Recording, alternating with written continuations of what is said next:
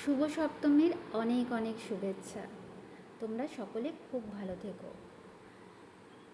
অনেকেই হয়তো জগদ্ধাত্রী ঠাকুর দেখা শুরু করে ফেলেছো, কিংবা অনেকে দেখা শেষও প্রায়।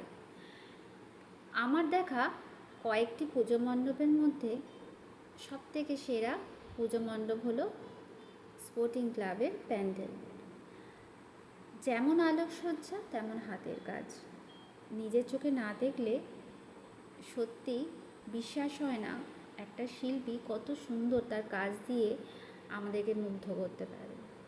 আমার তো অসাধারণ লেগেছে। তোমরা যাদের সম্ভব অবশ্যই প্যান্ডেলটা গিয়ে একবার দেখে এসো।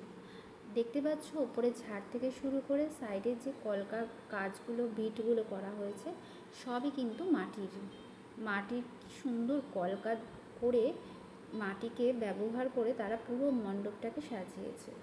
আর সাথে আলোকসজ্জা সবটা মিলেমিশে অসাধারণ লাগছে।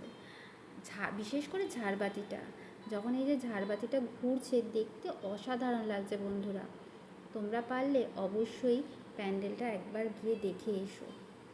আর যারা যেতে পারোনি তাদের জন্য ভিডিওটা ভালো লাগলে অবশ্যই শেয়ার কমেন্টস করে পাশে থেকো। আর মায়ের রূপের কথা কি বলবো, মায়ের দিকে চাইলে তো মুখ ফেরানোই যায় না। যদিও মায়ের সব মুখই সুন্দর, কোনটা ছেড়ে কোনটা ভালো বলবো। তবে আমার সবথেকে যেটা ভালো লেগেছে এই ঝাড়বাতিটা। আমি আগে কখনো এতটা সুন্দর ঝাড়বাতি আমার চোখে লাগেনি। তোমরা ভালো